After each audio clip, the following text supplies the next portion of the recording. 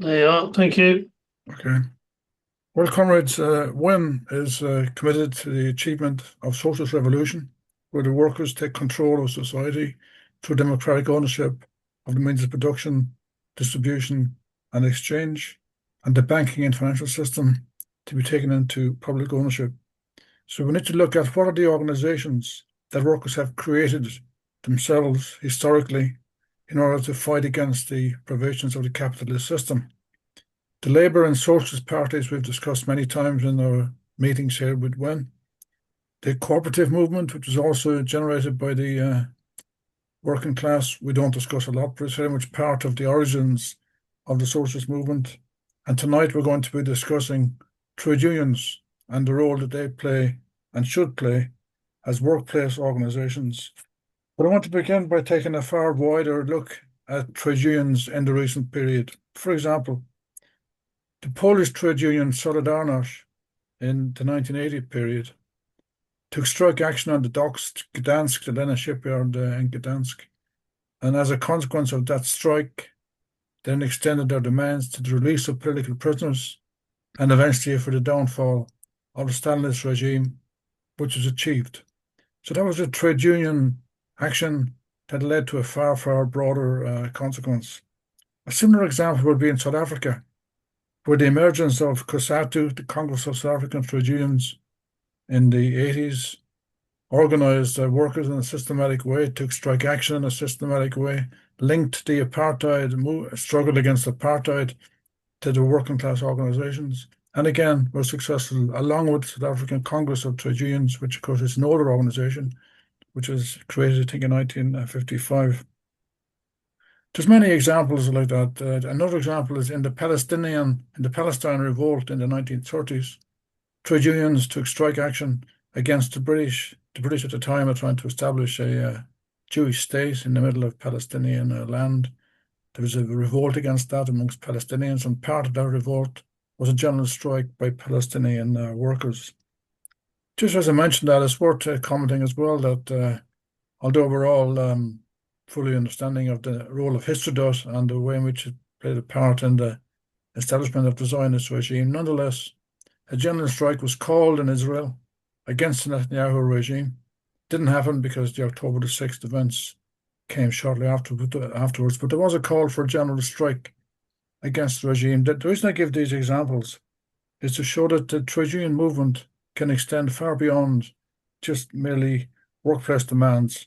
At the present time, strike action has been taken in Italy against the Israeli attacks on the Palestinians in Gaza.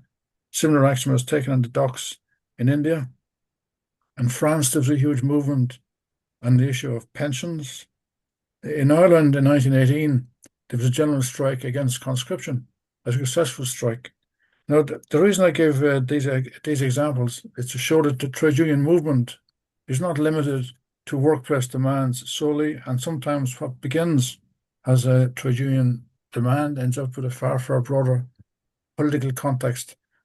I also want to mention now that Hannah Davidovich is here with us from Belarus, just to comment on the widespread action taken by trade unions over a long period against the Lukashenko regime in Belarus, showing the commitment and determination and courage of Belarusian unions against vicious repression, harassment, imprisonment, torture by the regime.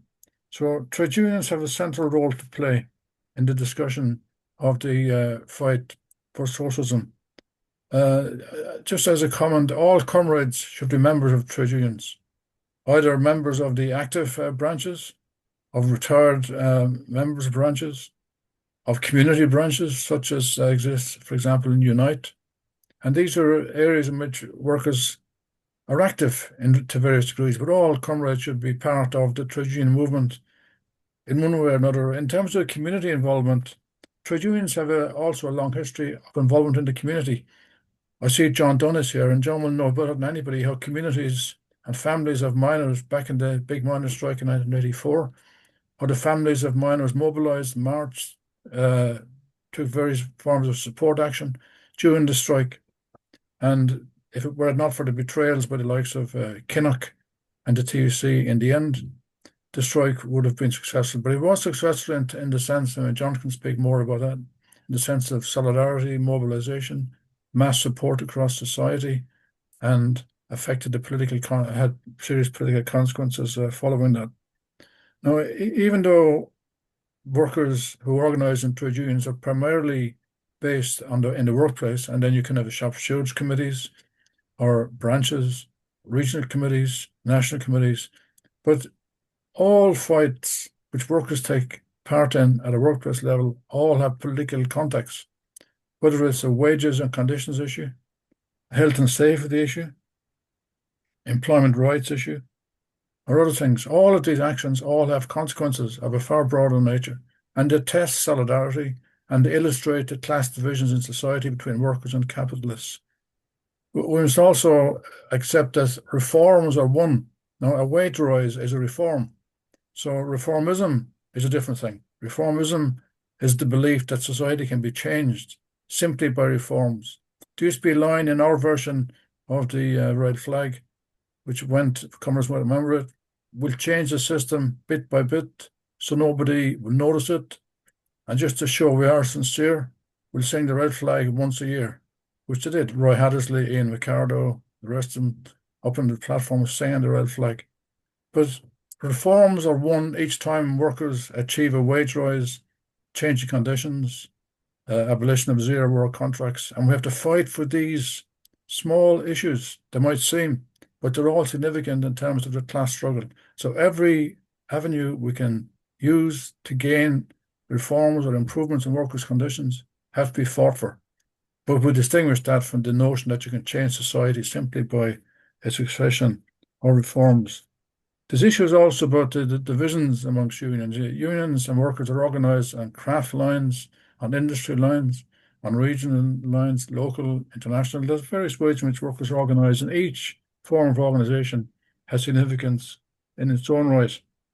I got a quotation here from Marx, which he has along with Engels, in the manifesto of the Communist Party. And what he says is this: out of the separate economic movements of the workers that grows up everywhere, a political movement, a movement of the class in general. And that's a statement we would agree with, and it's important to just mention that it came from Marx, and we mustn't lose sight of that every movement of workers has political implications.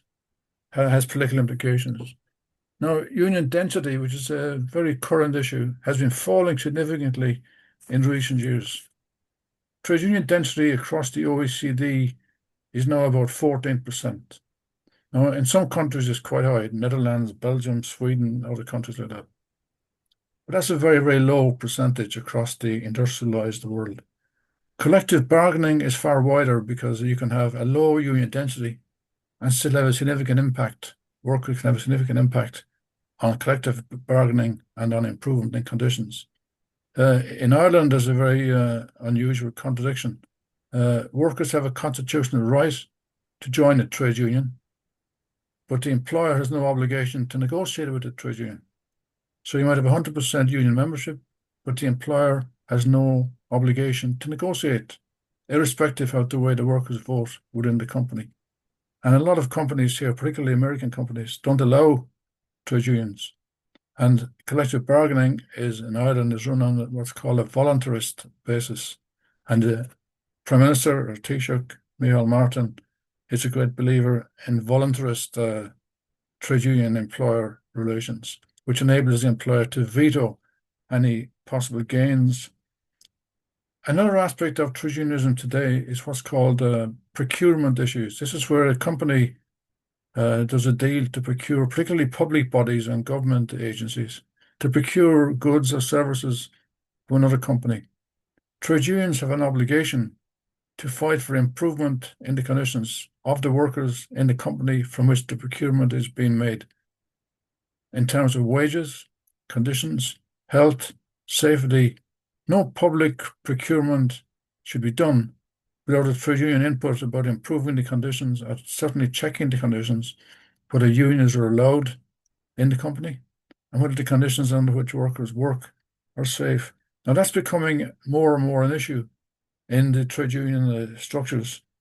And it's significant because it calls into question ethical and socialist or collective practices on a global scale as opposed to just individuals. The union membership, uh, there's lots of reasons for the decline. Some of it is linked to the determination, particularly of American unions, not to allow trade union membership or certainly to discourage it. But nonetheless, the British figure is significant. There used to be a very high percentage of union membership in Britain, but it's quite low now. I think union membership in the private sector is currently 12%. Not that much different in Ireland, for that matter, and I'm sure it is even smaller in the United States. But as I mentioned a moment ago, there's a low trade union density in that sense in France. But France has a very powerful trade union movement, sorry, a very powerful working class movement, which has been shown in several events over the years. Now, I want to look at this question about what unions and workers should be doing. Now, when was the last time anybody heard the Labour theory of value mentioned at a trade union meeting? When they're discussing AI or any other issues, that new form of technology was developed and created and maintained and administered by workers. It wasn't an invention of some capitalist. It was the work of workers that created that. And the same is true across all of industry, whether it is mining, construction, industrial work, ship building, transport, distribution, all of that is done by workers, and the value of commodities and the capitalist system is really based on commodity production. All commodities are produced by the labor of workers combined with the machinery. The labor of workers is called variable capital, which is just enough wages to keep the worker attending to the task in hand. And the constant capital is the machinery and stuff like that, which originally was generated by workers anyway. So workers create more wealth when they apply the labor power to machinery than is to meet their own personal pay demands. The remainder of what they produce is called surplus value, and that surplus value belongs to the capitalist, to the owner of industry, even though it's produced by the worker. And we need to go back, when we're discussing trade union issues, we need to go back to that question of who produces the wealth. We're supposed to feel grateful for all these generous employers who provide us with work. In fact, it's the other way around. It's the wealth generated by workers that enables the employers to make a profit for themselves and for their company. And there needs to be more emphasis on that issue again. And the reason I mentioned AI is because AI is being treated as some kind of religious input out of nowhere. Suddenly, everybody's talking about AI. That was all generated by scientific workers, engineers, technologists of various kinds. That's where it all came from. And in fact, digitalization has been used in companies for a long time now in terms of surveillance, the clock-in systems, the logging and monitoring of transport, the logging and monitoring of people's presence at desks and bases in industry. All of that is long there, and the occupational surveillance that's been carried out by digitalization is there for a long, long time. And the trade unions need to be far more aware of the importance of taking control of that, taking control of the technology that's been imported, and it's particularly important in the area of AI. And the issue around this is that because the wealth and the technique and the innovations are generated by workers, then that area should be controlled by the trade union movement. Now, there's huge threats being posed by AI to work at the present time. The estimates vary considerably from one research company to the other, but nonetheless, it's probably the case that the majority of work will be influenced significantly by the development of AI. The reason the employers are interested in AI is to save money, to save expenses on wages and so on. But the control of the application of AI and all digital technologies should be in the hands of the trade union movement. There should be training courses, education courses led by the trade union movement and then an insistence that the control of this new technology is run and controlled by the trade union movement, instead of it being just something the employers can use. There's tremendous potential in AI in terms of expansion of jobs, expansion of industry, research, medicine. There's lots of possibilities, but as long as it's in the hands of private companies, then there's nothing but dangers facing the workers. It's been used, as comrades know, in the military in America. They use AI-generated modeling to target sites. In fact, the girls' school that was blown up in Tehran at the beginning of the invasion of Iran was probably conducted by an AI-generated targeting system. So we just need to be aware that these dangers exist and control has to be taken over by the trade union movement. And the trade union movement must not restrict itself to just workplace organizations. There's various ways in which workplace organization has evolved in the different countries. And by the way, the issues that I'm mentioning here have all shown up, have all been exemplified in all the continents, in Asia, in Europe, in America, in Latin America, in Africa. All of these phenomena are present in all of these countries.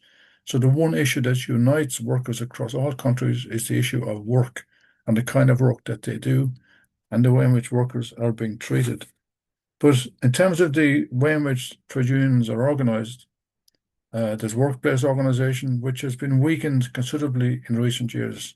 Matthew alluded to it in his opening comments there that the trade unions, which should be controlling a lot of this activity at a workplace level, are not now, the workers are not in control of it. It's run by union bureaucracies. The shop stewards movement has been pushed into the background. Very often, contacting the union doesn't mean going to a branch meeting. It means phoning up some official at head office level and getting advice.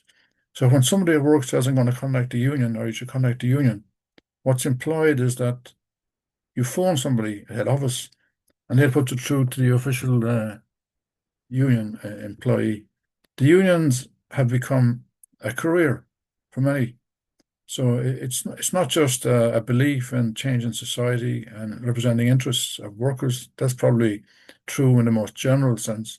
It's a career. Instead of joining the civil service, you join a trade union. And very often, sorry, instead of joining the civil service, you join the trade union bureaucracy, not join a union. So the bureaucracy's wages is very often linked or defined by the wages of certain categories of civil servant. That has to cease. And the two principal demands that we have to progress and advance into trade unions, one is that all union officials are elected and subject to recall. And secondly, that no official receives higher pay than the workers they represent. The achievement of that that's a popular demand, and it does come up from time to time in the trade unions. And we need to advance that case quite strongly to make sure that those who are elected and see themselves as union representatives carry out the tasks that they're supposed to carry out. Now, trade union organisation is international, and we always need to emphasise this. The workers' struggle is international, but so too is the trade union movement. The European Trade Union Confederation has 45 million workers as members across Europe, 45 million. And that's an active, live organisation that meets on a regular basis, that attracts representatives from the various countries, trade union representatives from the various countries. That organisation should be used in disputes, should be used in political campaigns, because it's supposed to represent, as I said, 45 million workers and perhaps 95 trade unions or thereabouts across the continent of Europe. Another organisation that's significant in terms of international organisation is the ILO.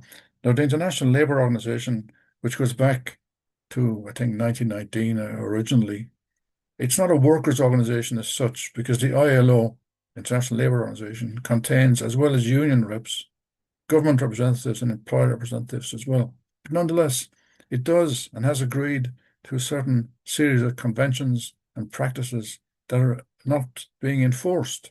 The ILO is empowered to enforce some of its measures about collective agreements, the right to join a union, recognition rights, and all that. So the ILO, which again has at its meetings union representatives from the various countries, should be used to advance the case that workers, whatever cases workers are trying to advance. So international organization is significant. There's also an organization, the International Trade Union Confederation, which people don't normally hear about. But if you think about it, the International Trade Union Confederation represents about 191 million workers in 169 countries, an immensely powerful organization. But where's this power being used? Where does the influence of that organization come to bear on the conditions of workers? The next point I want to mention here is the changing workforce. Traditionally, the heavy battalions of the working class were working in the mines, in industry, in construction, in shipbuilding, in transport. But a lot of these industries have declined or gone. And the consequence is that new layers come into the working class. For example, in East London, where the dockers would have been a very significant unionized force and very influential and powerful in the 70s, for example, it was a major strike against containerization at the time. They have now been replaced by workers in the financial industry across the east of London. But the workers in finance have immense power because the capitalist system couldn't function without the workers in the finance industry. So they now could be the new heavy battalions, but they don't often take significant and widespread action against the employing class. That needs to be looked at again. There's other layers as well which are coming into trade union membership. Workers in health, in education, in domestic service, in tourism, a whole new layer of workers coming into action, many of them taking strike action. Junior doctors in hospitals taking strike action. There's a dispute currently in Ireland with solicitors taking action because they're not paid sufficiently to deal with the public representation system. Some British unions are targeting for membership, particularly Unite, are targeting these new layers in places like domestic service and so on. But that's important. That's a very significant development that needs to be followed through. There's also an issue about workers' rights. There's a kind of an assumption that workers' rights have been achieved, and there's not much going into reverse. On the contrary, there's lots going into reverse. It's still recognized that slavery exists in many countries in the world. The ILO has observed traditional forms of slavery in some countries: Benin, Mauritania, Chad. Forced labor under military conscription is found in Eritrea, and compulsory work in state projects in the Democratic Republic of the Congo. These are traditional models of slavery. Recently in Ireland, and I'm sure there's other examples as well, there's an issue which came to the fore which illustrates this point that I'm making. A company in Ireland called Covalent works for Meta, and its job is content moderation. The job of the job of Covalent is to observe and draw conclusions about stuff that shouldn't really be percolated on the internet. And Meta employs or subcontracts its work to Covalent. But the conditions under which Covalent workers work, there's been some interesting marches and meetings on this issue recently. I've been at a few of them. And some of the stuff that has come up, it's a bit like bonded slavery. The workers are tied to the job in terms of they can't change their employment. They also have visa issues, a lot of things of that nature. It's a kind of bonded labor. It's like used to exist in the period of slavery. They don't have the rights. And in terms of pay, the Meta gets 79,000 euro. Covalent gets 79,000 euro for every, well, I'll start that again, I want to mix them up. Meta gives Covalent, the subcontracting company, 79,000 euro per employee. The employees get 20,000. So that's a gift to the Covalent company from Meta. So these kind of anomalies still exist. Now, the workers are organised in Coelho. 700 of them are about to be laid off, and they're looking for redundancy terms. They're members of the Communication Workers Union. The reason I give that example is to show that the things that we thought were gone are not gone. That these kind of abuses, which are not general, are still there. And I mentioned the slavery in so many countries. Now, in terms of action, it's important that all workers join a trade union. Not just join a union, but go to union meetings and become active in the trade union movement on a face-to-face basis. It's all very well to be sending messages here and recognitions there and thumbs up here and smiles there. That's all very nice and everything else. But there's nothing can replace workers at a meeting operating together in solidarity, sharing ideas, sharing proposals, examining issues, examining solutions, and also getting to know workers on a personal level. Now, unfortunately, at the present time, I know media is very significant in terms of communicating ideas and getting stuff across. But in terms of solidarity and building a movement, there's no alternative to going to meetings. And the unions have ceased having meetings. The Irish Transport Union is now called SIPTU, the Service Industrial and Personal Union, which is a big general union here. They don't have branch meetings anymore. They just have sector or what they call sectoral meetings. So one official is in charge of one sector of the union, and then the workers contact him or her for advice or whatever. In the past, you went to a union meeting, made a proposal, got it adopted or not, brought it forward to Congress, and generally you educated, the working class became more and more familiar and more educated on the issue. Now, the final That's point I 25 want to minutes, make is, comrade. yeah, I'm just going to make the final point here, Matthew, on this. The political campaigns. Now, we need to have political parties linked to the working class. Now, I don't say we need to have parties that are just linked to the union bureaucracy and stuff. There's a very bad history of the Labour Party in Britain and social democratic parties across the continent. In some places, the social democratic parties have disappeared for all intents and purposes. In France, Italy, other countries. There was a time when the overwhelming majority of countries in the European Union were run by social democratic or Labour parties. It's now a tiny minority. And the danger now is that the right wing is moving in to take the space that was occupied previously by social democratic parties. And that's where reformism comes in. These parties have bowed the knee to pressures from the capitalist system. They've privatized industry. They've accepted worsening conditions. They've negotiated away some of the rights that workers have won, and they've allowed free rein to the capitalist class. And the result of all that has been the rise of the right and the increasing disillusionment that workers have in the social democratic parties. So we need to create new organizations that represent the interests of workers, trade unions certainly, and also communities. Because, like I mentioned before, with regard to the miners, communities used to be very much part of the trade union. And incidentally, in America, in the Midwest, the union headquarters was a community headquarters. People had receptions there. They had marriage receptions there. They had meetings there. They used to go there for a drink and to socialize. So the union headquarters was a focus of industrial and communal activity. With the disappearance of the industries across the Midwest, that socialization process has gone with it as well. The buildings have gone, the union headquarters have gone, and the connection between the community and the workers has gone. That needs to be rebuilt. And just one final point. The only answer to this is socialism. There's no in between measure. By all means, fight for the various reforms, but there's no in between. The mass poverty that's spreading across the globe now, I've been talking about treating activity, but in some countries like Sudan, there's millions of people dying right across the Sahel areas. There's people of Africa, there's people who are dying of hunger, or children are dying of hunger.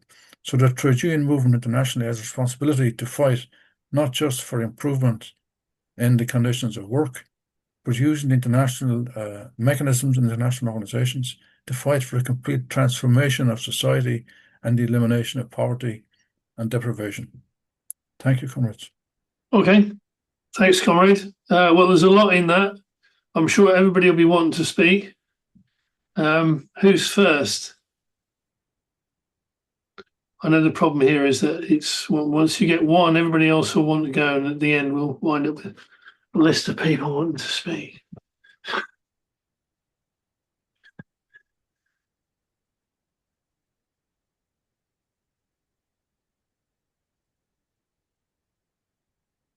Amos, you're muted, comrade. Yes, first of all, thanks for a very uh, a very important contribution, and I would agree with all the things that have been said, and I think it covers more or less the whole space of discussion about the trade unions. I'm just going to say just a few things about the document, because although, as I said, I agree on nearly everything, I have a few things that I think are worth mentioning so that it could be improved. I shall just take them in the series in which they are presented in the document, and if I'm taking too much time, just tell me to stop. I mean, I don't have anything that is all that important. The first thing when we are talking about the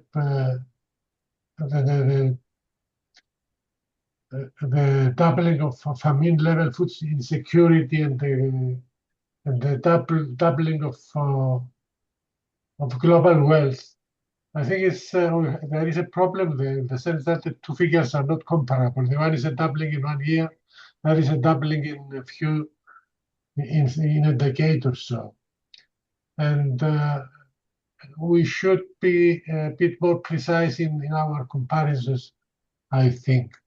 It also doesn't take into account the increase in population, which means that even if the wealth is more, if the population is more, there is a problem. I don't think there is a mistake there. I agree with what it says. It's just that I would like a bit better and clearer exposition of it. The second thing I want to comment on is that when we are talking about the obscene inequalities that exist in the world, I would avoid giving as the only example Saudi Arabia, which gives the impression that it's because it can be dismissed as if it is because it's a backward country. I mean, I would much prefer to include in this list and start with Elon Musk or Jeff Bezos or Bill Gates and this sort of rich people, not only on the basis of a of a politically correct approach, but because these inequalities in the rich countries are much more important and much more influential on what is going on in the world. The third thing I would like to comment on is the fact that the trade unions bring the workers together, and this makes them develop a consciousness. This is very true, and is the first thing that Marx noticed, and this is the basis on which Marx and Engels said that capitalism makes its own grave diggers. But today, I think we should go a bit beyond that and see that capitalism is trying to separate and to atomize workers and make them not be able to get a working class consciousness and go to revolutions. So this is a very important thing, and I think it needs a lot of discussion. And how do we face this thing? I mean, certainly unionization and union action is the most important thing. But at the same time, we should see how this could be done. in the new conditions and in today's situations. Thanks, comrade. Thank you. Anyone else? I mean, I'll say a few things. I think that it's. Oh, sorry, Jimmy, go on. Yeah, you first. You're muted, comrade. Yeah. Okay, thanks, Matthew. What I wanted to do was just try and illustrate some of the points that Finn has raised based on my own life experience. I joined Electricians Union in Dublin at probably around 1950, 65, 66, a good while back. I think it was a second or third year apprentice when I joined. At that time, my local contact was a shop steward elected on a construction site, and each site elected their own stewards. If there was any problem or any issue, it was negotiated, it was referred to a branch. And each sector of the industry, we in the contracting section had our own branch, or at least we had a branch that acted for us. Every Tuesday night, that branch had a meeting, and it was open to the membership. And average membership, it was a kind of a rolling thing. You could have 40 to 100 people pass through the hall that evening. And the hall was merely a big parlour room in an old Georgian building. But it was a rolling progress of people coming in, going out, bringing in their issues, getting a debate on it, getting a discussion on it. Most of the issues were dealt with by referral to the branch committee. If it was somebody being laid off, if it was a problem with wages, it didn't matter what the situation was. If it was an individual problem or a group problem, site problem, it was usually referred to an official. Now that official was then delegated. It might have been the branch secretary, it might have been just an ordinary member in the room, an individual member. But the important thing is that the decision making was made within the room. It was only rarely when there was something of general or national issue that it went to the executive. The executive met every Thursday night, and there was one full-time official in the union for the whole country, aided by 3 maybe women clerical workers. And that was the extent of the bureaucracy. All the other business was done by the rank and file. All the volunteers that collected the money, the treasurers, they were all people, either people who had retired or people who were still on their tools. It was a lay union. Over the years, that structure changed, and we had an expansion of officials. And one particular official illustrates clearly the change of that particular role, not just within our union, but across the board in nearly all the unions. We had a meeting one night, and I was a young member of militant, full of the ideas of the reform of trade unions, etc. And I had a resolution put forward to it was a general mass meeting, and it was a mass meeting. There was a couple of hundred people present, and I put forward a proposal in relation to officials, that all the officials should be elected for a particular term of office, that they should have the same wages as the people that they represented, that their wages would specifically be based on an analogue average of the increases that the members that they represented were. In other words, they should represent their peers. The official who was there on the night, he was the first official that did not come from the trade. It was an open election. The guy came in off the street, applied for the job, and got it. I don't blame him for that. He's entitled to do that. But the point is that it broke the tradition of all representation by members with a history in the trade, in the industry, who understood it. But this man stood up and looked at me and said, I can remember the words, "Sonny, you are not my peer. The people in this room are not my peers. My peers are the men in suits who sit across the table from me, and I represent your interests against them.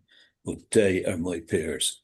Now, the man was crystal clear in what he was saying. It wasn't an accent, it was a clear understanding, but it was a very clear definition of what the transformation as a union official meant. This man now saw the other side as his equal, not the people that he represented.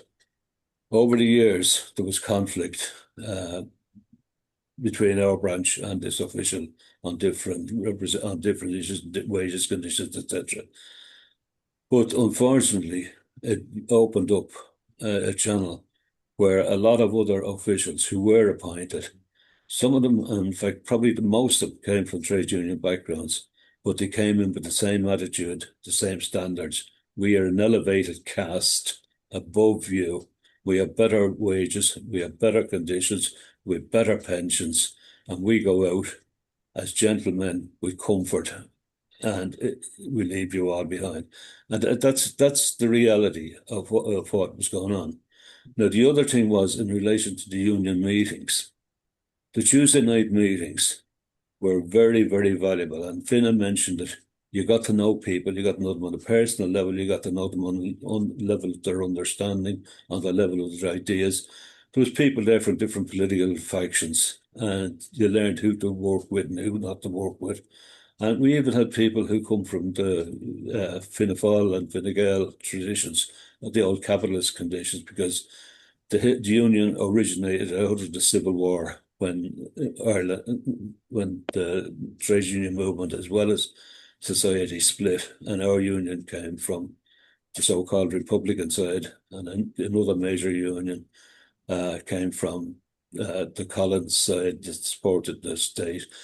And an enmity existed between those two unions right through all of my lifetime, up to the stage where eventually, because of problems with one of them getting into trouble having insufficient pension funds, the two unions merged, and it was a tremendous thing. But what happened was, on the merger, the rules and regulations costed the officials, including those who never came in to do a day's work, but just took their monies and left. The tragedy now is that has been consolidated, and that is the lifestyle, a class, a caste above the members. The other thing I wanted to mention is, in relation to negotiations, the rank and file always made the decision, whether it was a national ballot or whether it was a branch ballot or whether it was a conversation. It was the rank and file who made the decisions. That became the right of an executive, and the executive in many cases made decisions over and against the interests of the members without any accountability. And in one case, it caused us, one of the core groupings in the union was the electricity supply industry, and they walked out after an executive overruled their interpretation on a working rule agreement. There's crazy things happening. Today, you go down to our union meeting. If it takes place, it's once a month, if it takes place. There'll be a handful of people there, and I respect every one of them. Some of them I agree with them, some I don't, but I respect them. They turn up, but they turn up in an empty room. They deal with issues simply by reading the minutes of the executive and having a conversation among themselves. There is no vitality, there is no life. Contact with the members is through the mobile phone. Member has a problem, they ring the office. They might get an official. 99.9% of the time they won't, because it's screened. It's screened by one of the girls in the office who is instructed, take the message, record it.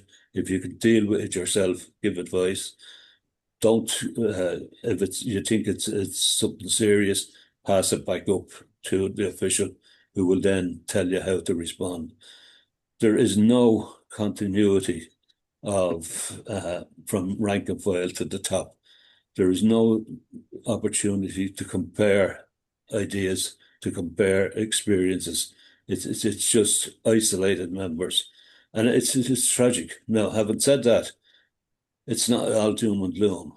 the union is still a viable union. The union has an authority, probably more seriously than any of the other craft unions in the country, but it still has a structure that is a top-down structure rather than a broad rank and file experience.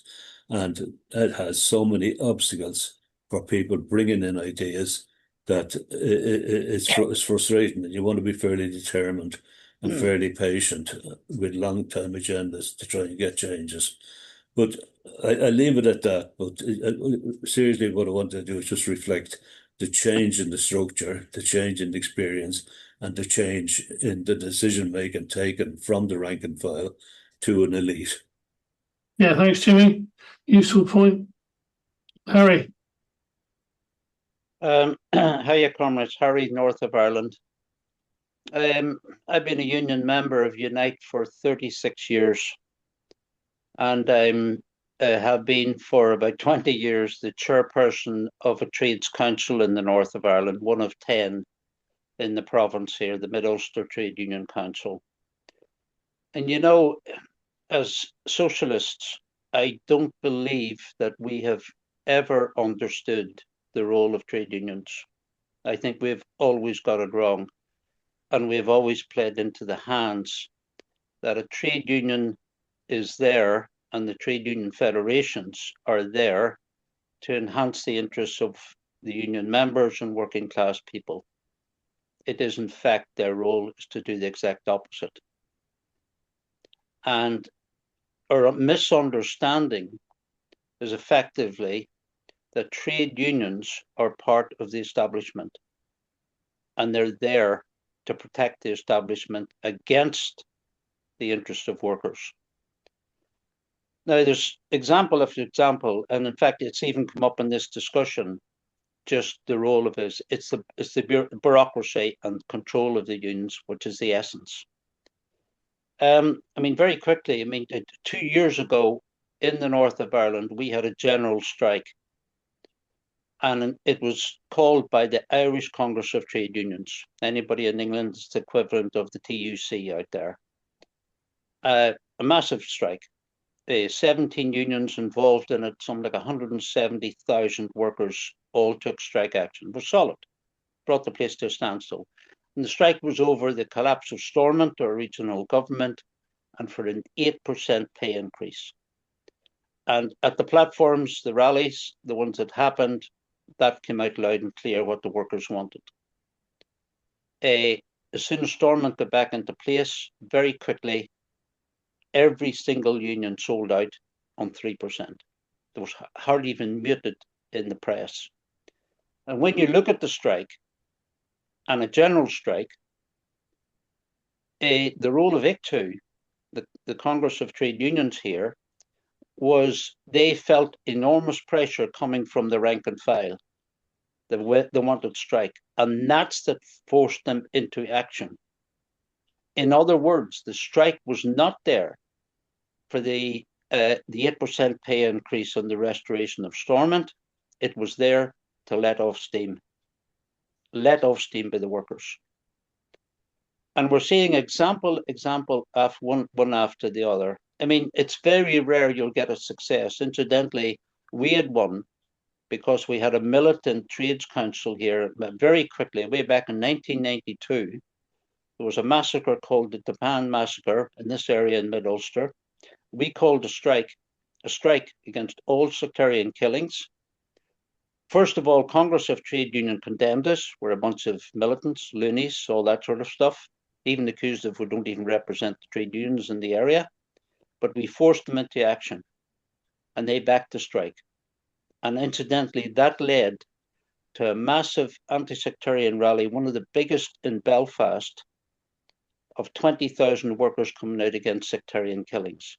Now, that incidentally changed the whole objective situation in the North of Ireland, because what it showed was workers were not going to be sitting back and allowing terrorism to take and roll the streets. They were going to take action. It was a huge success, but it was one very, very few and far between.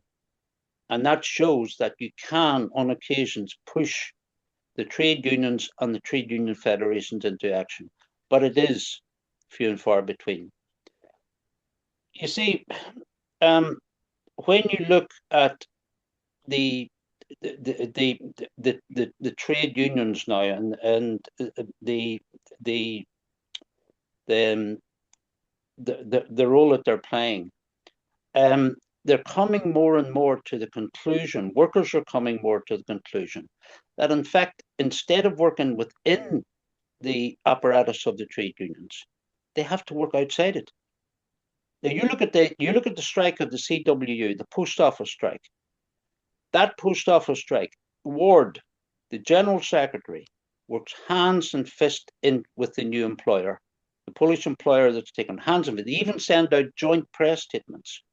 And the conclusion of those workers are now, we can't work with inside the CWU. And what they've done is they've set themselves up in independent workers' committees in order to fight against the reforms that are taking place in the post office. That's the conclusion that they're coming against. A couple of days ago, another example, the resident doctors' strike, they had 6 strikes planned. A meager increase in the improvements from the government.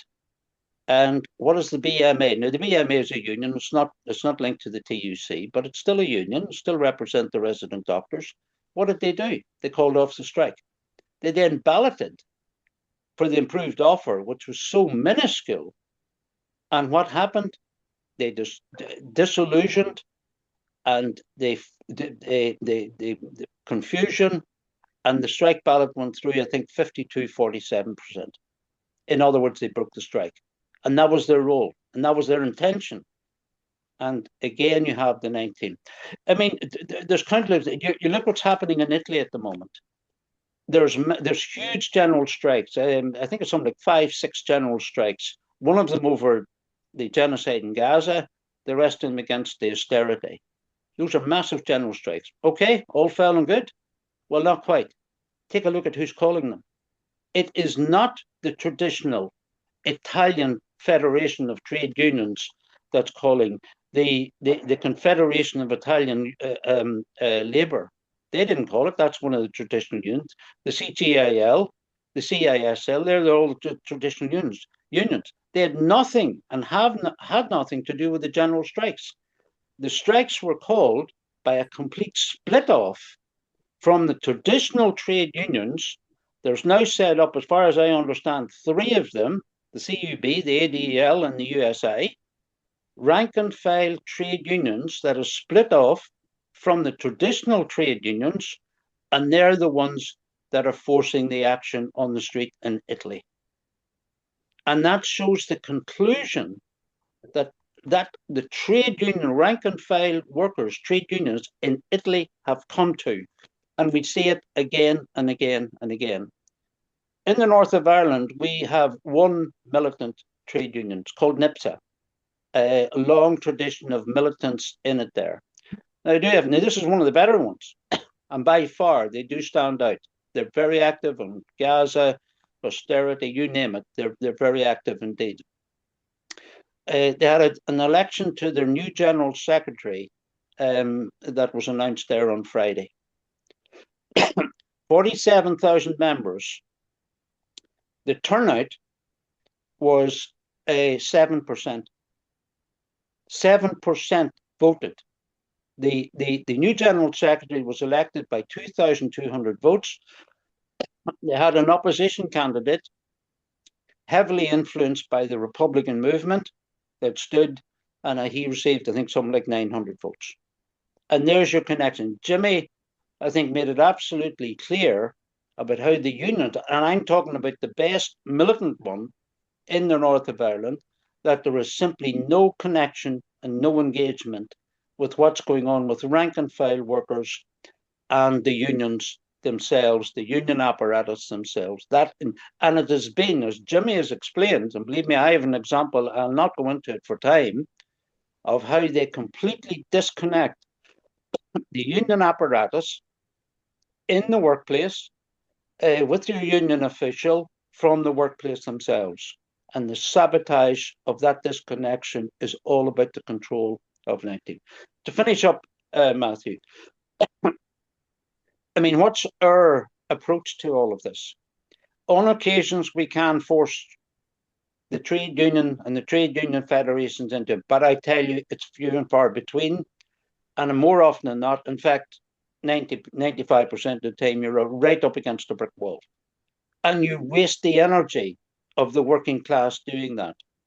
And time again, the workers are coming to the conclusion we can only advance their interest by actually breaking away from the trade unions, breaking from the outside. Examples are there, time and time again. Italy, CWU, the union, the one I've just mentioned there, of the resident doctors, BMA, all of them, and that's only a few examples. And the struggle is towards independent workers' struggle. Independent. And Jimmy actually gave the example before as he explained the degeneration of his workplace. That, in my opinion, Jimmy, in your case, is that traditional body that you set up with the hundreds of people come through every week, you should have split away from the union entirely and kept that tradition going as an independent body of rank and file working class people in the area. That's what I think you should have been done there. Break with the union. And that's the sad reality that I think we're faced with now. The sad reality of it. We have to break with the union bureaucracy to fight for our interests. I'm a trade unionist, 36 years. And it's taken this thick head of mine all of those years to find out what the hell a trade union is. That's the reality of the working class people. So when we come to struggle, if you have a good fighting trade union, and as I say, I remember I can mention one, NIPSA here in the north of Ireland, I'll give them their credit, they're militant. Apart from them, we have to advise the workers to break away and set up their own rank and file branches, which is what the post office workers are already doing. They have to do it. I don't think they want to, but they have to, in order to fight against the reforms of this new owner that's coming in, that's destroying terms and conditions and wages. That's the role. That's the role, I think, that we need to do. We need to understand, in the interest of the workers, we've got to get them to fight independently more often than not in order to achieve their interests. Thank you, Matthew. Okay, thanks, Harry. That's very interesting. I tend to agree with what you've just said as well. I mean, I think in a lot of ways it goes even further. I mean, if you look at it historically, that what you have obviously is the difference between different. The union bureaucracy itself exists as a layer which is incorporated, is used quite clearly, and you can see it over years. I mean, even if you go back to the old US AFL, which was racist, which was used, as a means of preventing the organisation of workers, and it's actually the revolt against the AFL and the CIO in the 30s. The CIO becomes takes a fraction of the old AFL with it, but actually organises in a completely different way, but is then obviously controlled. And I think, again, it's the history of that. If you look at the situation where the unification of the AFL and CIO in the 50s, actually under the aegis of the FBI and the CIA, and the use of the unions as a means of part of the control, the imperial control, the US unions in particular, these things are part of the whole method of control by imperialism, and deliberately so. I mean, there's absolutely conscious, and you could say you go through the history of it. But if you go back to what happened in Britain. I mean, if you look back to the 70s and so on, the 80s. When the union, the 60s, when the union movement actually becomes militant, of course it is unofficial. It's not the officials; it's actually the shop stewards, and the effort is always to use the officials in order to control the workers. You know, they actually, the effort is to try and, you know, constrain, destroy the shop stewards movement. So this is what we see, and it now comes down to the point. I mean, there's, if you look at the tendencies within capitalism itself, of course, within production, is both that under monopoly and oligopoly, what you have is production is organised on a very, very tight basis. There is very little slack now. There's very little spare capacity in many industries, which grants the working class itself enormous power should it choose to use it, in terms of actually, you know, being able to stop all kinds of processes, you know, at particular points, and particularly, obviously, transport workers. You know, then because obviously we're seeing production is now organised on an international basis. I mean, you know, things are not manufactured on one site anymore. They move around all the time. Everything, all forms of production now are done, you know, by means of bits are transported and processed in, you know, multiple different places. Which, as I say, is one of the reasons why they're so keen on making sure that there's not an effective organisation of the working class in transport. You know, whether that's, you know, lorries or trains or docks or whatever else. So in those terms, you can see that the casualisation and so on, and the conspiracy. In some cases, I mean, if you look at something like the Liverpool's Dockers dispute in the 90s, it was revealed, of course, there was a conspiracy to destroy the organisation of Dockers, you know, between the TNG official responsible and the management. You know, it's that basic. You also have this tendency within the, you know, where you do have this formation of this caste. You know, I mean, unions now, union officials now are recruited from universities in many cases. They've nothing whatsoever to do with the people they allegedly serve. You have a position in which union officials now earn a multiple, some cases quite very large multiple of the people they allegedly represent, and they're actually. I mean, you can see it. You know. In many ways, while we're saying, okay, we're in favour of, you know, the organisation of the working class, the actual mechanism of official organisation within the union, you know, as you would expect within the capitalist society, is dominated by the politics and the organisation of the ruling class, and therefore functions in that way. And it is that necessity to break from that. Both organisationally, but more importantly politically. And the problem is really what you have is a situation: can the working class itself not only say break organisationally with this, but also politically develop a political critique? I mean, this is, you know, if you go back to Marx in the 1840s, I mean, he also says, you know, you have the, you know, and Lenin and so on. You have this trade union consciousness, you know.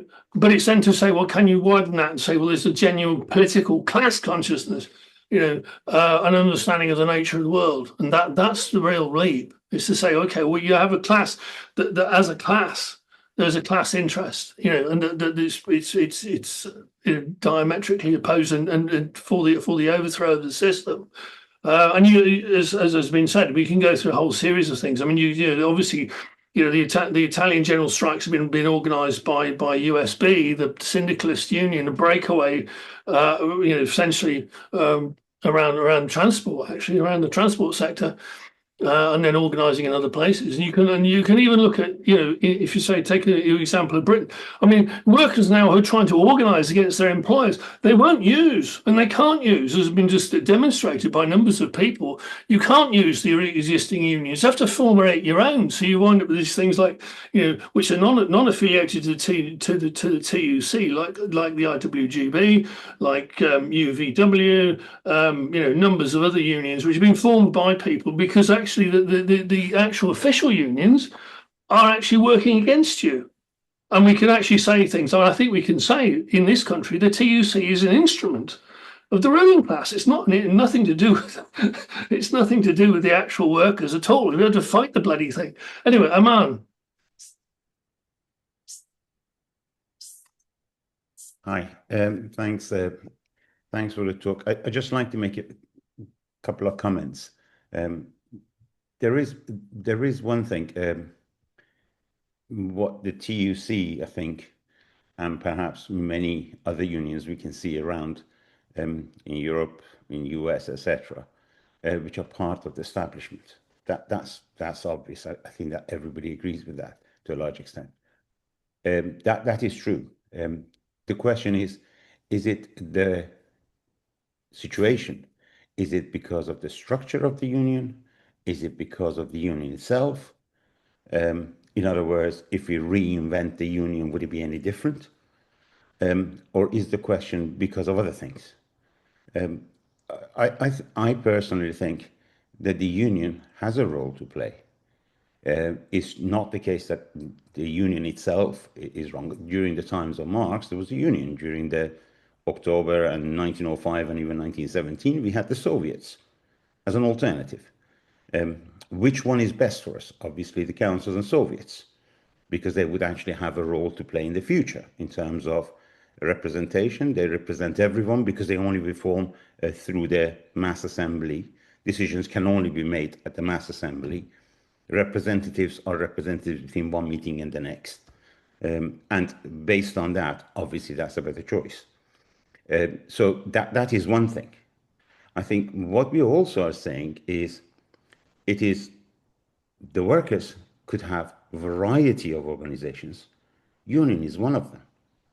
In some industries where you have small number of people in working in any given workplace, but similar work is done across different regions, different parts of the cities, etc., forming a council would not work. Trade union has a role there.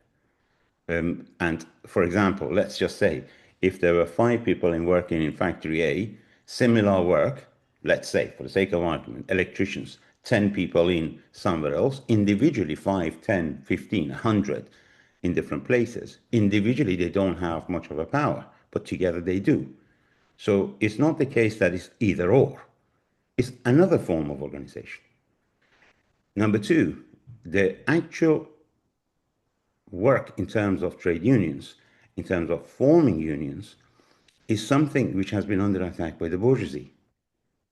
Do you remember Margaret Thatcher was saying, it's King Arthur? It doesn't matter. It's the workers themselves who can decide in the union how they elect the president. It's got nothing to do with the bourgeoisie. The fact that union itself is part of, currently, politically, in terms of the working as part of the states, whether like UK, that the union forms a party, or whether like what we had in France, where the parties form the union. They do have their own limitations, obviously. So my thing is that it is wrong to just say union is the only answer. I think there are other rules like the Soviets and councils. Number 2, we have to watch out where the bourgeoisie is trying to actually take back the right of the workers to decide what they want to have, and is an attack on the union in terms of what they have decided in any workplace. Replacement of that and saying, okay, come out of the union, without saying what should be the alternative, doesn't work. Rank and file was tried. It had some successes in different parts, maybe through up to 80s. It didn't go any further. The question is, why not? That's why I think councils and Soviets make sense, because there's a tradition, there is a role for it to play today, there is a role for it to play for tomorrow. But until we have an alternative, I think it is wrong to say, stop, do not go into this. The question would be, forming your own organizations should be our first and foremost alternative. Breaking the current one without having an alternative does not help the workers. We have to build an alternative before saying, come out of this. I won't go to my workplace and say, go out of my branch and go and do what? Unless I build an alternative, I won't call them out, because that's the minimum they have. And breaking that would not work. Number 2, every employer in any workplace cannot talk to everyone. They do want people to come and present themselves or have their representation. So bourgeoisie has always wanted something there. That's why it creates, within these gravediggers, its organization. It wants to have its representation. The question is, what representation works best? what representation provides the best answer. Fighting against the current union, I think part of that fight is to come out and build the alternative. Without the alternative, coming out of it, I think would leave everybody empty-handed. That cannot be done. So I think the emphasis of pulling it to one side or the other, either is the union or none. That doesn't work. The question for socialists, I think, should always be, what works in any workplace? What are the traditions? What are the alternatives we have had? What we build on? ILO is part of UN. It's bound by UN. So ILO is not going to further us any further. ILO can pass its directives. People can sign to it. States have signed to it. Iran is a member of ILO. It even runs some of the committees of ILO. And it brings its own people and calls it workers' representative. ILO is like UN. It passes directive, it passes in. Its credibility is for what it is. It's no more than that. It's not a workers' organization. It's somewhere to reach an agreement and get a directive, but states do not have to abide by ILO even when they sign it, the same as what they do with the resolutions of UN. So I think what we need in terms of workers' organizations, our best hope would be where it's general assemblies, workers all come together, which is what I call the councils, Soviets. Okay. That's our best alternative. Two, until we have built any alternative anywhere else, we do not dismantle any organization. What we do is we fight within it to form our own, not even within the union, outside it, but form our own. Without alternatives, I think calling up for breakup of anything is not going to make workers go any further. It would look like we just breaking, but we need to form the alternative and call people to that one. The branch, people in the whole workplace decide. It doesn't matter how many members I've got in my branch. Every time you want to make a decision, I call on everyone to come. It doesn't matter whether you're a member of the union or not, but all together it makes sense. So separations of a workplace to different unions is totally against the workers in that place. This is what I think we would have to discuss. Okay. It's not just to say, come out or just go in. Thanks. Thanks, comrade. David, you're muted. Yeah, thanks. Yeah, some interesting comments made by a man. I don't think anyone's calling from pulling out of the existing trade unions because of the critique that we have of the growth of the bureaucracy and the separation of a caste of union officials. I think it's a necessary thing to analyse how the unions have developed in many countries, if not all countries around the world, and how they've stomped on rank and file. So I think what we should try and talk about is how we can organise the rank and file. And I think Aman's suggestion of general assemblies could be one of the methods that we build general or let's call them people's assemblies for this country, and we make trade unionism a focus of those assemblies, not just talk about things that are going on in the community, but make it really politically focused on trade union issues, where they arise, and international affairs, a broad set of politics really that's all about challenging the existing state that we live in. I just want to briefly talk about my own experience of the union bureaucracy, because can you be brief, comrade? We're going to run out of time. Sure. When I was elected as the branch secretary of a local government unison branch, within a few days, the bureaucracy, i.e. the regional officials, put us into supervision and basically closely supervised everything I did for a period of 3 years and made my life a misery. For the whole of my working life, that is the worst working experience I've ever had, where you basically undermined at every turn at work. But specifically, examples of rank and file organisation, I think it was a couple of decades ago, as construction engineering workers, where at least half of the people on strike against the employers trying to tear up the national agreement were not union members. So they organised with union members, and they used text messages and things like that, completely bypassing the union officials.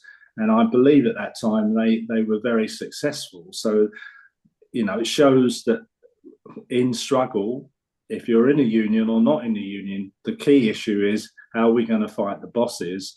And so we ought to always be focusing on the rank and file. But when we're in our unions, we'll be critical, and maybe we should have a bulletin about trade unions and where different unions are being successful because they're using, let's say, rank and file methods. And the other quick example I want to use is about the bureaucracy in South Africa, where the platinum mine strikes, I think it was in the 90s, were rank and file led, and they were being very successful. And Cyril Ramaphosa, who you might have heard of, he was a trade union official, and he actually agreed with sending in the troops, where they shot up some of the striking miners, and that was the start of the turning back of that really successful strike wave in South Africa, across the mines in South Africa. And now, of course, his reward is he's the president of South Africa. So I think, the whole issue about how trade union officials and the links they have with so-called left-wing political parties, and how basically trade union officials are just a vehicle to get into the political leadership of the parties so that they can undermine workers. I think these are the sorts of issues we need to be looking at. Okay, thank you, Comrade. You refer to the Marikana massacre, of course. Comrade, IMAC. You're muted. Yeah, sorry about that. Can you introduce yourself? Yeah, it's Joe here. You'll know my voice. Yeah, for years and years and years, 35 to be exact, I spent active in the trade union, and on many occasions tried to put forward motions, and I did successfully put forward motions in relation to that went through the branch, no problem. Then when they got to conference, these motions would have looked for a fixed term for the General Secretary. They would have looked for the wage of the General Secretary to be linked to the wages of probably the better off sections of the workforce. It doesn't matter what section of the workforce it was, but the principle was there. It was my own members at the conference that shot them down. So the argument was lost on the conference floor by the rank and file workers themselves. So we went pretty close on many occasions. We went, like, votes were like 60-40 or 55-45%. So the task is not then to draw the conclusion we need to get rid of the union because they've just become a bureaucracy. The task is to go from having won 45% of the vote to use any future rank and file movements that might emerge to try and organize those people to go into the unions to be able to win and change the rules of the organization. Every union that everyone's a member of here has a constitution. It's possible to change the constitution of the union, but only if you work for years organizing to do that. Now, it's not an either or. Everybody here absolutely celebrates the advent of rank and file committees, but we don't celebrate them as to replace the union. We absolutely celebrate their emergence because they have the possibility to strengthen the union and to achieve stuff. For 50 years, we've had people in the Socialist Workers' Party calling for rank and file movements to replace the trade unions. And rank and file movements emerge. They emerge, and then they do very, very well, and then they disappear. And then they disappear. So it's a question of what's left behind. And I would agree with the man.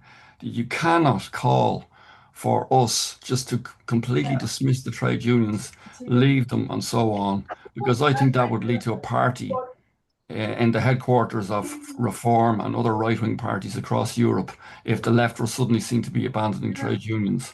The task for us is to win the argument at ground floor level. And the problem is today with the atomization and the disappearance of branch meetings and so on, that we have to find a different way of actually doing that through different channels. So I would say in a nutshell, we can't be throwing the baby out with the bathwater.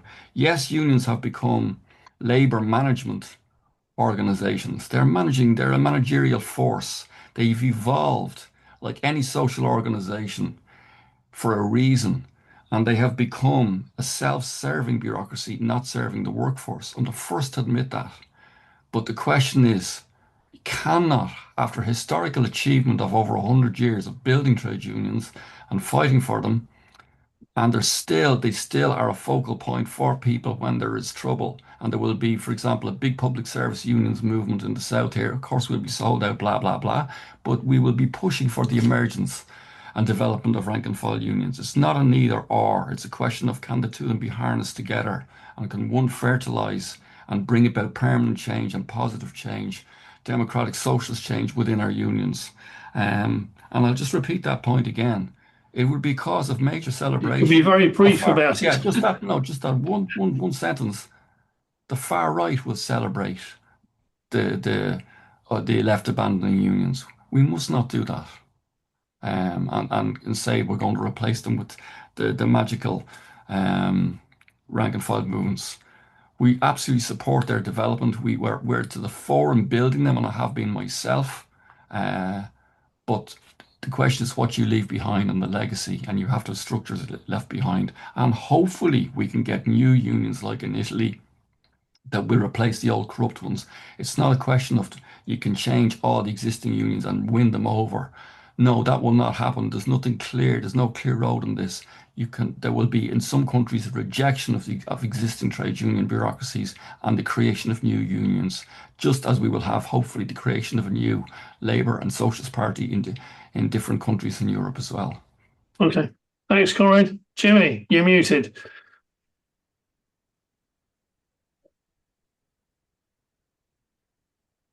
Right, I'm back. Comrades, what I wanted to do was be extremely critical of the points that Harry has made. Under no circumstances could I support the idea that he has put forward of just walking away from a union. I've seen, I'm going to refer back to my own experience. First of all, the union I joined on the shop floor on a building site where there were two unions competing for my membership. There was a shop steward for the ETU and there was a shop steward for the NEETU. And each of them wanted me to join their organisation. When I joined the ETU, I joined it on the basis it was the majority union, and I became active in that union. When Harry referred to pulling the full room out of the union, I have to remind that full room was 60 years ago. That's a long, long way back. And it was based on the tradition and understanding and social attitude of that time. We're not in that time anymore. From the time of the apprenticeship, right through until, for about 30, 40 years maybe, the two unions competed. Now, to the credit of the rank and file established committees. They worked together. And some of the officials on both sides were good. There's no sense in saying they weren't. It was the old traditions that kept them apart. The tradition of a civil war it's got long memories and bitter memories, and it creates a hostility that transcends people that don't even their parents weren't even born, never mind ourselves born. But when those two unions joined, it was a celebration, even though they joined, copper fastening the conditions and terms and benefits for the officials. Nevertheless, they strengthened the movement. Now, all through that period as well, there were breakaways particularly from the ETU, individual unions set up that didn't last. They pissed in the wind and they were gone. But the most serious experience we've had recently was the electricity workers, where the executive made a mistake, and there's no doubt in my mind the executive made a mistake in accepting an employer's proposal and a government proposal. And what we have to understand is that Irish employment law is so entrenched now, embedded in government decisions, and even in the industry that I was in, the contracting industry, when the employers and the unions Can you be really brief, because otherwise we're going to run out of time? Sorry. Yeah, when they meet an agreement, it has to be ratified by the government. Otherwise, it doesn't stand. But the other thing that I want to say is we had the experiences of breakaways, and they were disasters. The most recent is the worst disaster because it's taken the state workers out of the union into nothing. They've just gone. And it's terrible. It's a scandal. But the other thing that I wanted to just mention is we don't talk about the employers' organisations. We also had an experience where for years we had two employers' organisations working with two unions, and in terms of representation and achieving agreements, the process worked, even though it was a divided one. Then the employers were undermined by a breakaway from them, and that was a disaster, not for the employers, but for the workers, because the breakaways spent millions in court cases, bankrupting the agreements and holding back wages. The members lost it. So when we look at industrial relations, it's a complicated thing. But the most important thing is to create the unions, establish the unions, consolidate them, and get the members in. Now, we have the benefit, and I'm going to finish on this point, we have the benefit that in the electrical industry, nearly all the apprentices join the union. It's a tremendous asset because it means that even though the union doesn't particularly have structures at this stage that as perfect or as adequate as the ones that I had the opportunity to benefit from, nevertheless, they still become union members. And it gives them a different consciousness, a different identity, and different opportunities. It's up to people like us to keep the ideas flowing and keep the lessons alive. Okay, thanks, Conrad. John. Yeah, apologies for no video, comrades. A couple of problems. One, I've not had a chance to do my hair today, and two, it does. If I put my video on, for some reason, it crashes my laptop battery. But yeah, I don't share some of the negativity I've heard today about the unions. I think we're on the cusp now of a return to militant trade unions and action accordingly. I remember at NUM, obviously, after our strike went down, the movement sort of lay over and said, well, if they can't win, we can't. But now there's a different attitude. I'm very fortunate. I spend my life now on picket lines and conferences, in meetings. You'd think I'd have something better to do at my age. But I think we should look at what unions have achieved in recent years. The rail unions, RMT, fought not just for pay increases, but fought to keep guards on trains, to keep ticket officers open, etc., with some measure of success. ASLEF, the train drivers union, that's quite a conservative union, actually, but is thought of as a left union. And I'll say this, there's no such thing as left and right unions. There are unions. There might be left and right leaders. But ASLEF smashed a hole in the Tory government's minimum service agreement. With no repercussions, killed it dead. So, we're in a position where union membership is on the increase for the first time in decades. My own union, Unite's industrial membership has actually grown by 15 or 16% in recent years.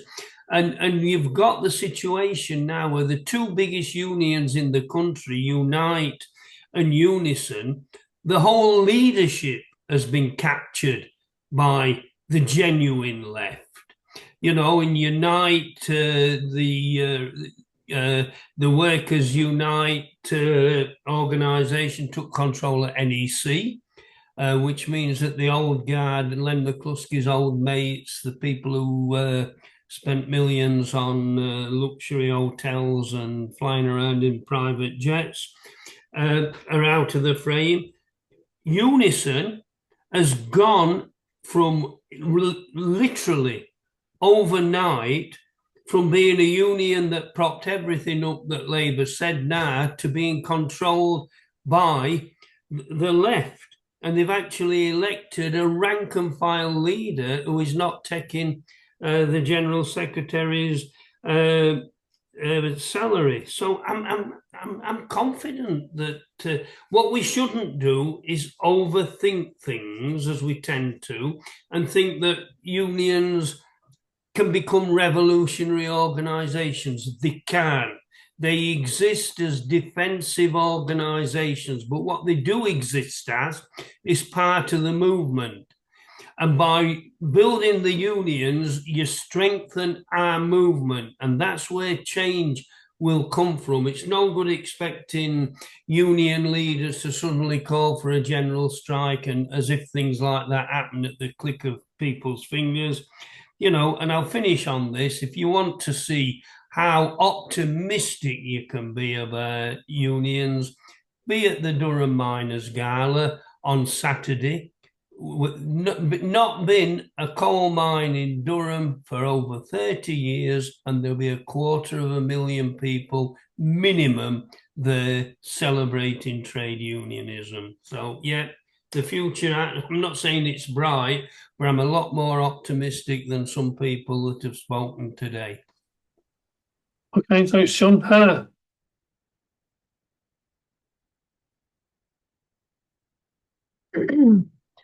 So I've you know, listening to what comrades have to say, gotta be said, in Belarus, we have a slightly different experience with the trade union movement, particularly after 1991. So what comrades been describing as a shift to more centralized controlling union is what we have in the yellow union, because in Belarus, until 2000, until 2022, when the independent union movement was suppressed, we had essentially two federations.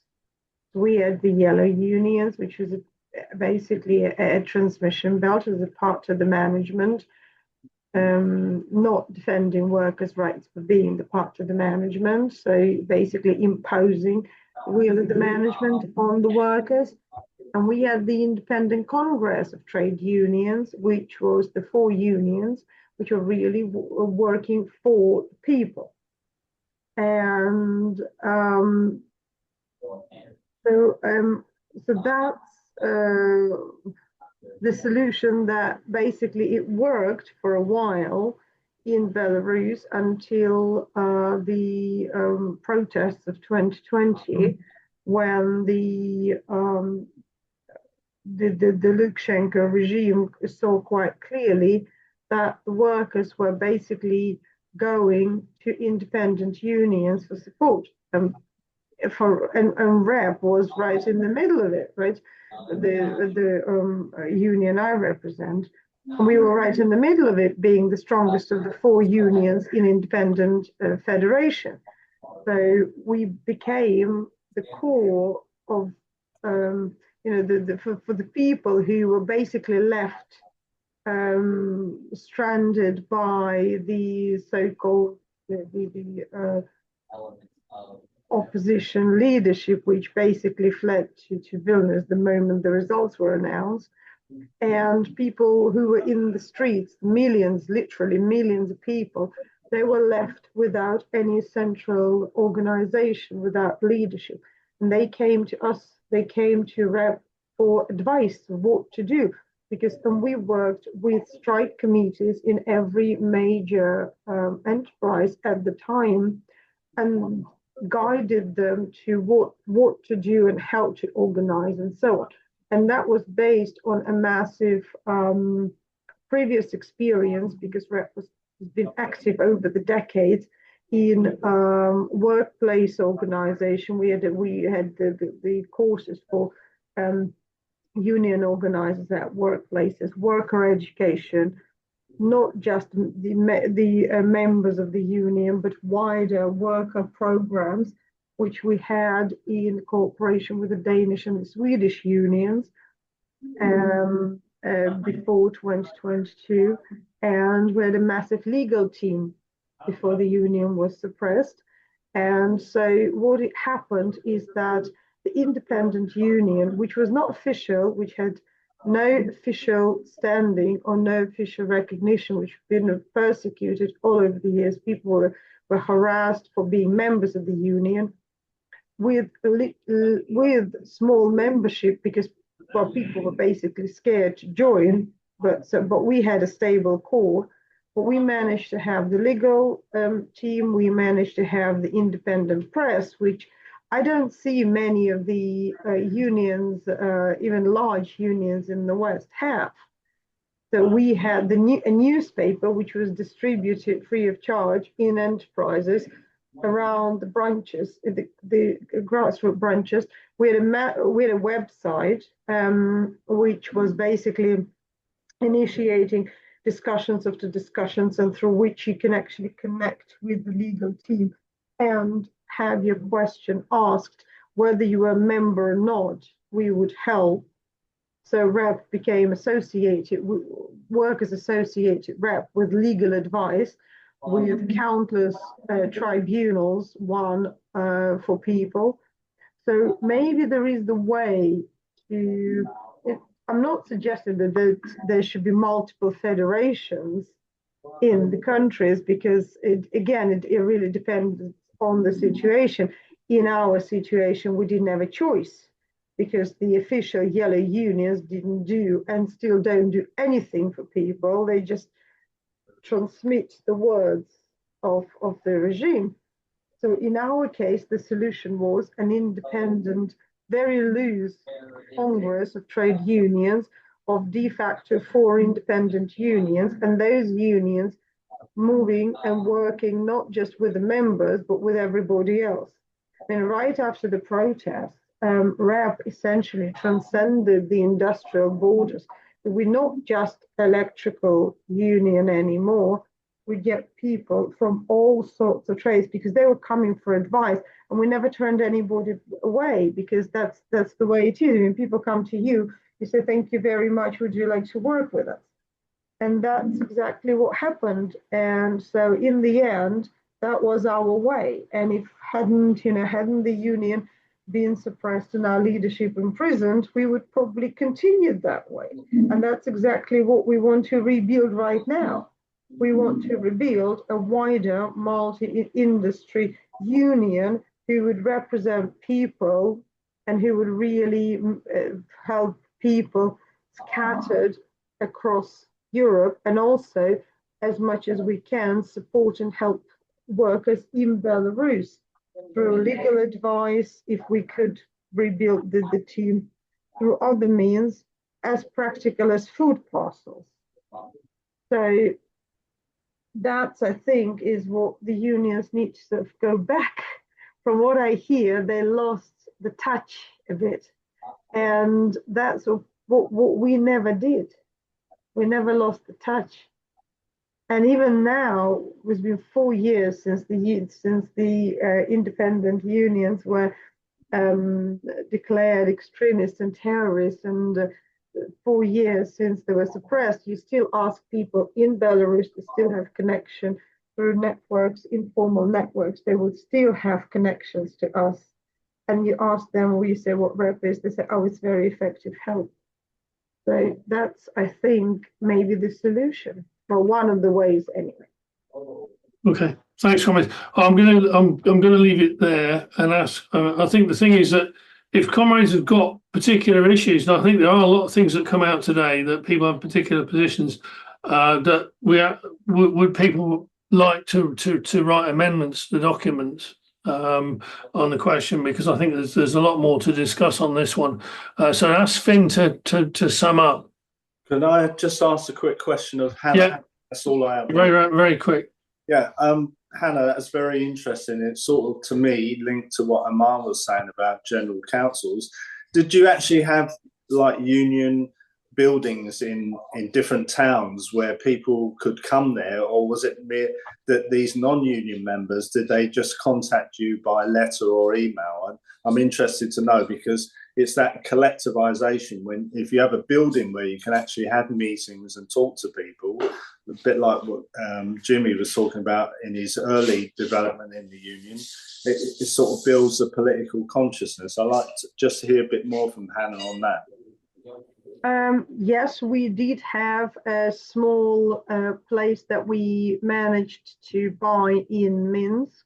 That was sort of a central kind of headquarters. It was like 4 rooms all together, where we had, because we had a part-time accountant working for us, and the legal had to be somewhere, a room where they could actually meet people.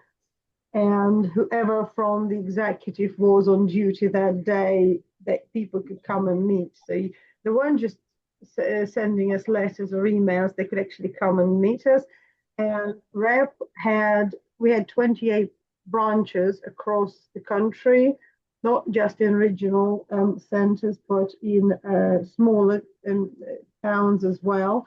And those normally rented the offices. Again, we didn't go large. We didn't have the ability to, but they probably ran, say, a 1-bedroom flat somewhere, or a small office in an office space, and that would be the branch headquarters. So the people wouldn't have to go to Minsk, but say people from Brest could come to the Brest branch, and they would work with them on their local problems because they knew better.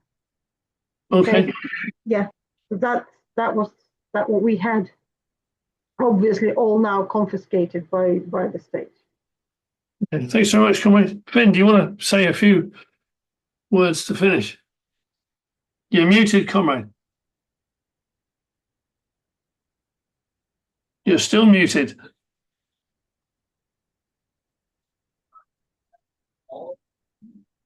Yes, Matthew, thank you.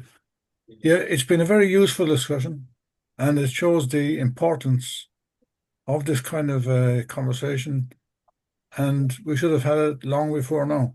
And we have missed out on discussing the real experiences of trade unionists. Hannah has explained what is the experience in her country. We have state-controlled trade unions and opposition, because they're not really representing workers at all. So there's different experiences, but there's also universal points that relate to the way the discussion has gone. So there's a particular and a universal. John Dunn made a very interesting point. Unison and Unite are growing in membership because of the actions, because of the activity of the unions. Now, imagine if this was a meeting of workers in Unite or Unison or any other union, and it was a well-attended meeting, and somebody got up and said, "We're finished with this union. We should all leave and go and build something else." Now, I don't know, because this isn't the kind of meeting we're having, but you should try to imagine what the reaction would be if somebody were to advocate that. I must say, I thought Joe Duffy was very good. He hit the nail on the head. Joe said, first of all, you organize the opposition. You build opposition around policies, around actions, conclusions about earlier experiences. So you build and organize an opposition. Now, I'm not saying we have a religious attachment to existing unions. That's not the case.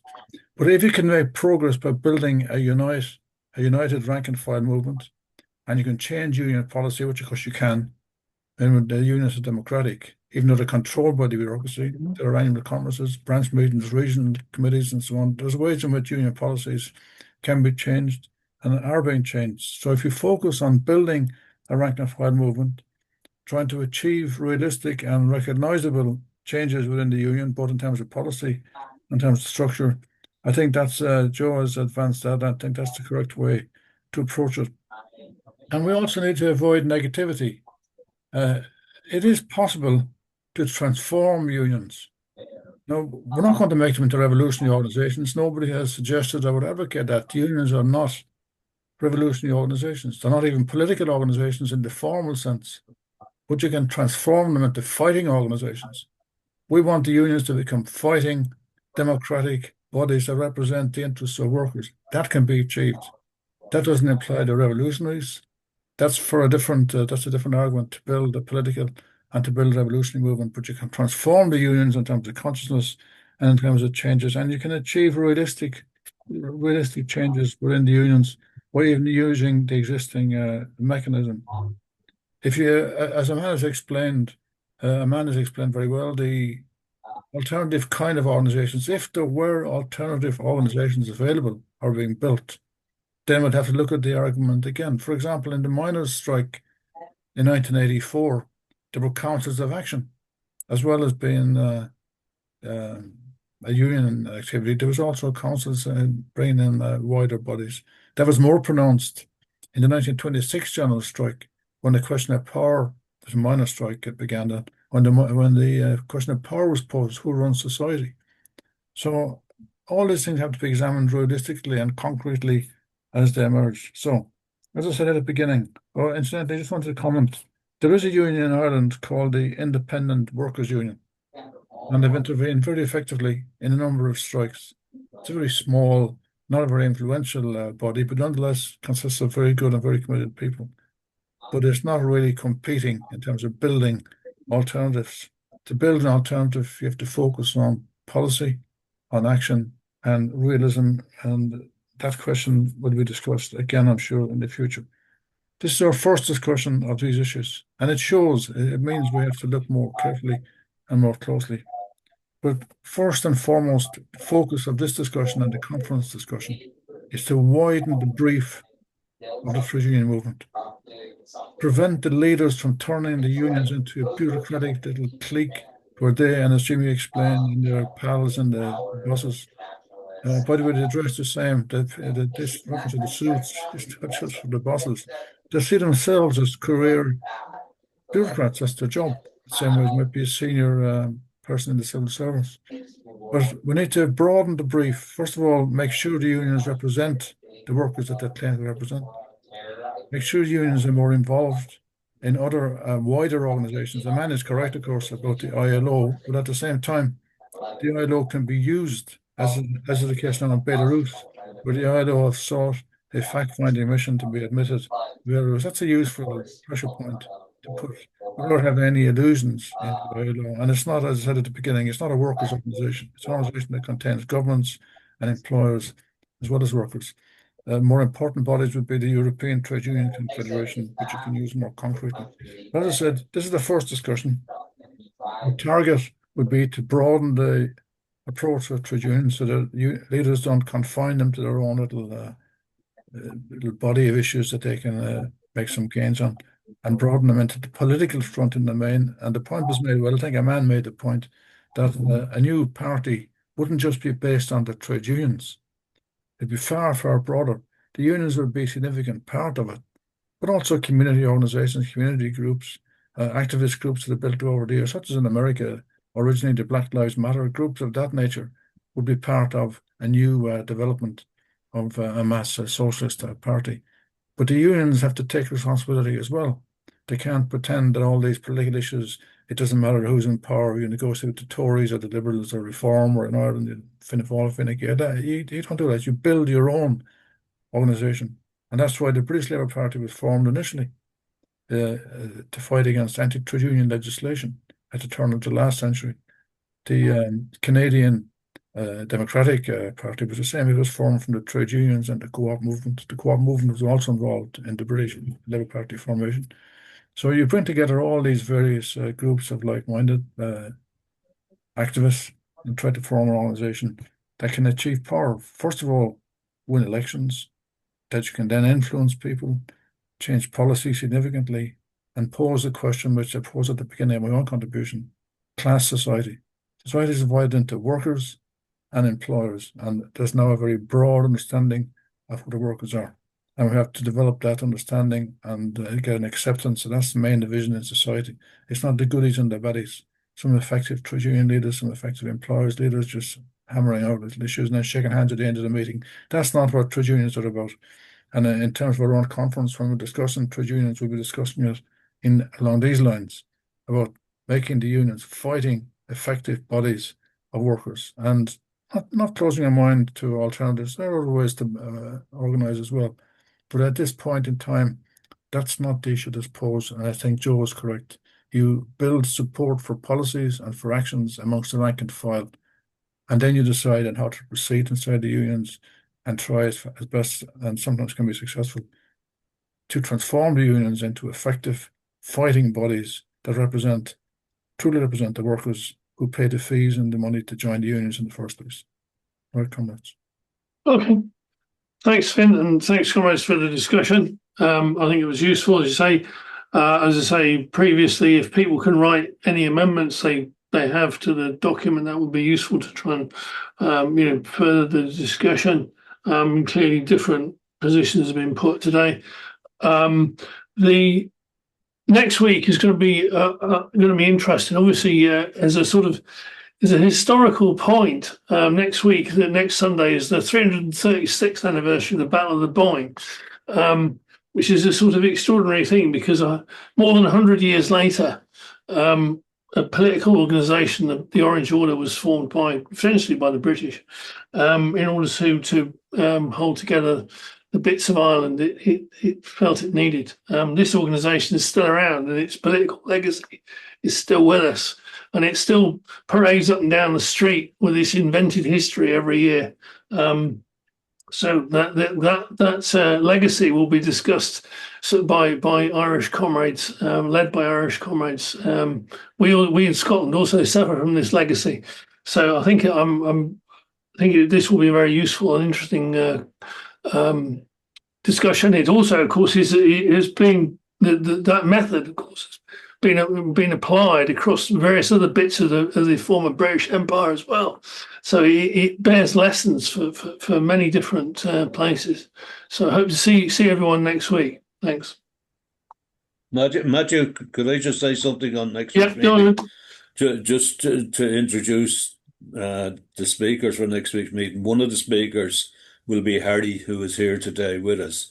And Harry, as we know, has a political and a trade union background too.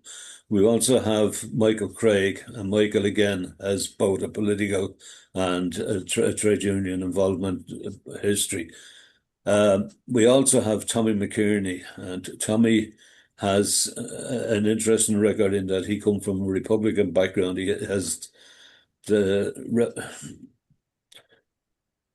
He has the record for the longest surviving hunger striker, and sadly, he had those battles. But he also has the experience of working with the Independent Workers' Union, which was mentioned again today. So there's a tremendous richness in the history, experience, and understanding of the three comrades.